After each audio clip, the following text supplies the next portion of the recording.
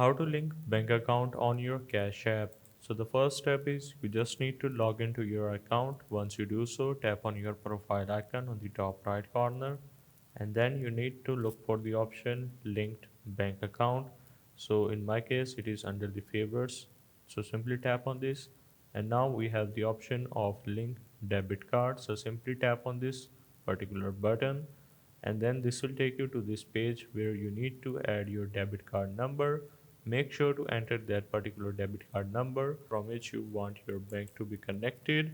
So once you do so, you just need to tap on this link card on the bottom of your screen, and once you have added your card, this will automatically loads up all of your information in the linked bank account section, and then you can withdraw your money into your Cash app, and you can also send into your bank account as well.